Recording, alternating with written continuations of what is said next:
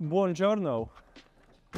Ściągi są bardzo ważne, bo mam dzisiaj Wam dużo bardzo wiedzy do przekazania, dlatego bez owijania startujemy.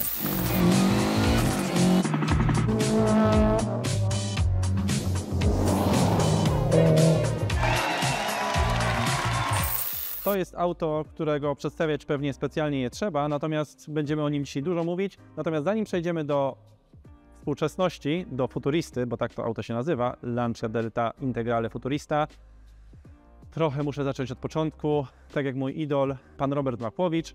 On zawsze daje rys historyczny, ja Wam też najpierw chcę dać rys historyczny. Słuchajcie, jest rok 1979, to są jeszcze czasy, kiedy targi samochodowe żyją, więc mamy targi we Frankfurcie i światu pokazana jest po raz pierwszy Lancia Delta. Projekt słynnego, legendarnego designera Giorgetto Giugiaro, autora takich designów jak Golf pierwszej generacji, ale też BMW M1 i DeLorean, kultowe auto z Powrotu do przyszłości.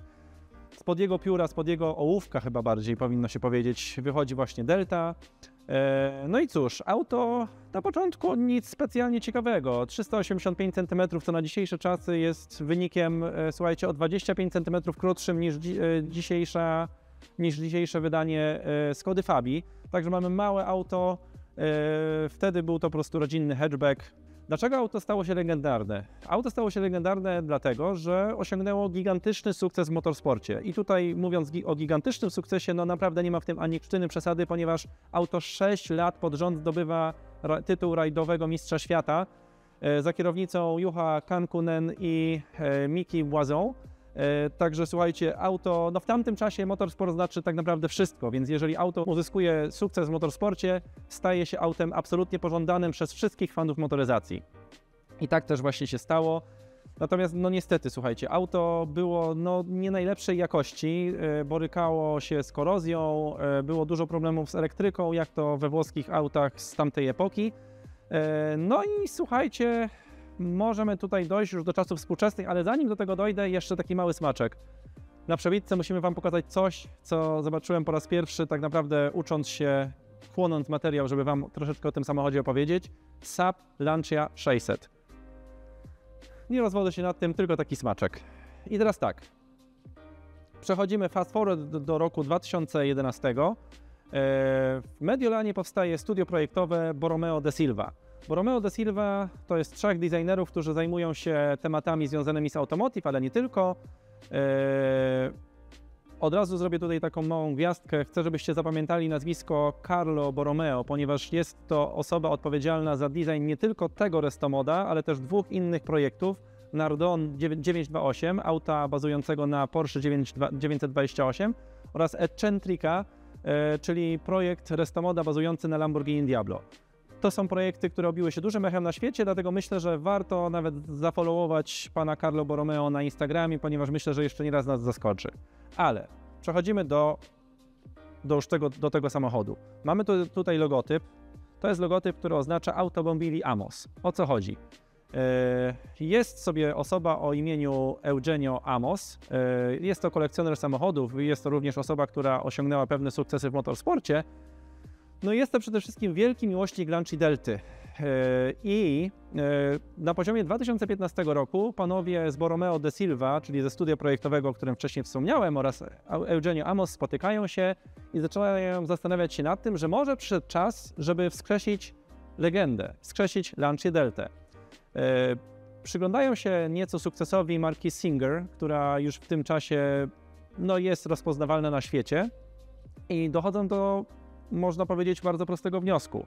Skoro kilku Brytyjczyków mieszkających w Kalifornii osiąga ogromny sukces robiąc restomody na bazie niemieckich samochodów, to dlaczego by nie spróbować sił włoskich projektantów pracujących nad włoskim samochodem we Włoszech, tak? Mówiąc bardzo krótko. No i tak też się staje. W 2015 czy 2016 projekt, że tak powiem, zaczyna nabierać rozpędu i w 2018 światu pokazana jest Lancia Delta Integrale Futurista, czyli ten właśnie samochód. Samochód, który powstał w 20 egzemplarzach, to jest chassis number 7. czyli mamy szczęśliwą siódemkę, mamy też szczęście, że możemy to auto tutaj Wam dzisiaj zaprezentować, bo jest to rzeczywiście naprawdę rarytas. Powiedziałem już o tym, że auto jest z projektu Giorgetto Giugiaro i twórcy nowego samochodu, czy właściwie samochodu bazującego na klasycznej Delcie, na każdym kroku podkreślają po prostu, jak fantastycznym dziełem było dzieło Giugiaro, natomiast odważyli się tak naprawdę, czy dokonali jednej zasadniczej zmiany w nadwoziu Delty. Jak widzicie, Delta oryginalnie jest 5-drzwiowym hatchbackiem, a tutaj mamy tylko 3 drzwi. Tylna kanapa została, o dziwo, nie jest wybebeszony tył, można sobie jechać spokojnie w 4 osoby, także auto po prostu poza tym, że zapewnia naprawdę konkretne osiągi, zapewnia też komfort dla 4 osób. Cóż się jeszcze zmieniło? Zmieniły się koła, są oczywiście większe, dzięki czemu większe hamulce są na pokładzie, a to jest oczywiście bolączka samochodów z tamtych lat, że no, hamulce często nie dają rady, tutaj nie ma tego problemu. Mamy poszycie karbonowe w wielu elementach nadwozia, to jest tylna klapa, drzwi są karbonowe, maska jest karbonowa. Cały przód samochodu jest tak naprawdę również karbonowy, dzięki czemu jest samochód oczywiście trochę lżejszy. Do tego, co najważniejsze, oczywiście jeszcze dojdziemy, natomiast teraz chciałem Was zaprosić do środka. Sprawdzę sobie na szybko. Aha, wiem, co Wam jeszcze miałem powiedzieć, to jest bardzo istotna sprawa. Dla sukcesu całego projektu istotne było to, że Automobili Amos udało się pozyskać współpracę ze świetnymi poddostawcami. Były to m.in. takie firmy jak Podium Advanced Technologies. Jest to firma, która przygotowuje samochody m.in. teamu Glickenhaus do Le Mans. Jest to również Autotechnika, firma z Bolonii, która była odpowiedzialna za modyfikacje techniczne tego, co pod maską, oraz, i tutaj taka mała ciekawostka, słuchajcie,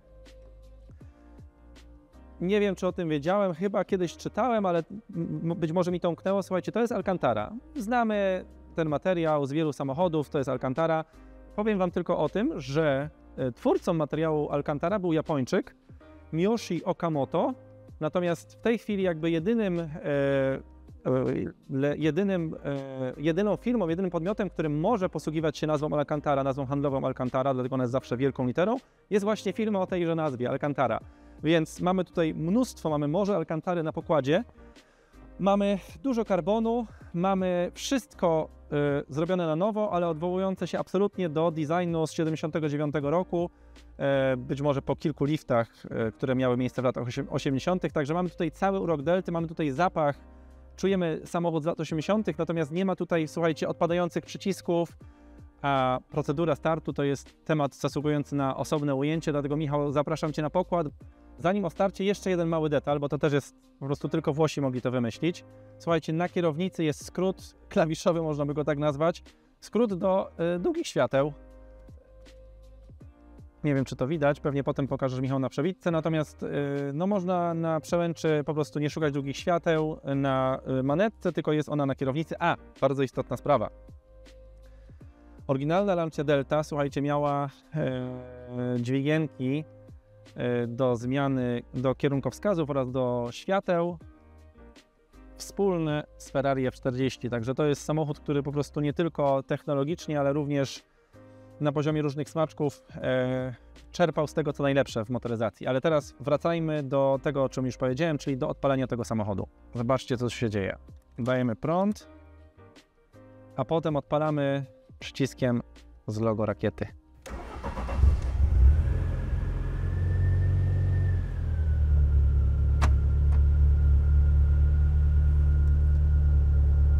Zobaczcie, jak to jest tutaj w ogóle fantastycznie rozwiązane. To jest totalny design z lat 80., wielkie przyciski, czyli to wszystko, za czym teraz po prostu tak naprawdę tęsknimy w tej całej ekranozie. Tutaj tego nie ma. Wszystko działa, aż się wszystkiego chce po prostu dotykać. Tu jest jakby oryginalny schowek, ale pięknie po prostu wyścielany alkantarą. Natomiast właśnie, przejdźmy do rzeczy najważniejszych, czyli do dźwigienka też raczej pamięta lata 80. Maska, tak jak powiedziałem, karbonowa, więc leciutka. One man job. Mamy blok silnika zachowany z oryginalnej Delty.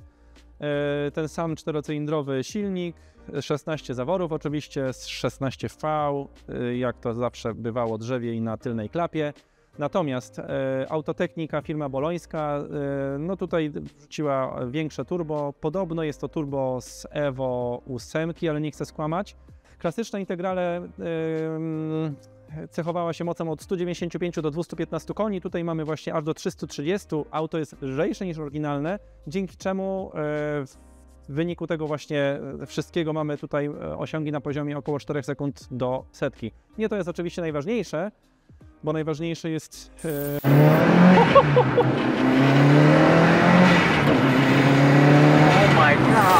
Mamy nowe światła, kolejna z bolączek takich samochodów jest tutaj rozwiązana, dzięki temu mamy tylne światła, które są widoczne z pewnej odległości. Lusterka zostały chyba nawet jeszcze mniejsze niż te, które były w oryginale. Jeszcze 2 słowa na koniec. Dlaczego była autem kultowym? Dlatego, że w pierwszej serii gum Turbo wystąpiła aż 2 razy, a chyba tylko Lancia Delta dostąpiła takiego zaszczytu. Ale teraz już tak bardziej na poważnie. Wejdźcie sobie na stronę Automobili Amos, ponieważ możecie tam zobaczyć wszystkie 20 egzemplarzy Futuristy ze wszystkimi konfiguracjami, a jest tam tego bez liku, każda się różni od pozostałych i warto to zobaczyć. Tak jak powiedziałem, Futuristy zamówić już nie można. W zeszłym roku na jesień pokazano Safaristę, jeszcze bardziej odjechaną wizję na temat Lanci Delty, mocniejszą, podniesioną. Ciekawy bardzo samochód. Natomiast patrzę na tę klamkę i ona mnie kusi. Dawid, czy może otworzyć samochód, bo chciałem jeszcze coś pokazać na wizji. Słuchajcie, te dźwięki, tutaj ta analogowość po prostu w każdym calu, to jest tak wspaniałe. I uwaga. Cudowne, cudowne. Słuchajcie, restomody. Cieszmy się, że są, cieszmy się, że można korzystać z tego wymyku w postaci rejestrowania tak zmienionych samochodów na stare winy, bo to powoduje, że w dzisiejszych czasach w zalewie tej ekranozy i elektrosamochodów można wciąż jeździć czymś tak romantycznym i wspaniałym, a dzięki temu, że po prostu zdobycze dzisiejszej techniki pozwalają na montowanie większych hamulców, lepszych świateł, możemy jeździć samochodami z tamtych czasów, najlepszych czasów być może w motoryzacji, no w taki sposób, że to nie stanowi żadnego po prostu problemu. Ciao, today I have a very special video because I hear a lot of people say the Italian car names wrong and it makes me very angry. I hear a lot of people say Lancia. It's not Lancia, it's Lancia because the C followed by the E in Italian is a C. It's not a C. It's not ciabatta bread, it's a ciabatta bread.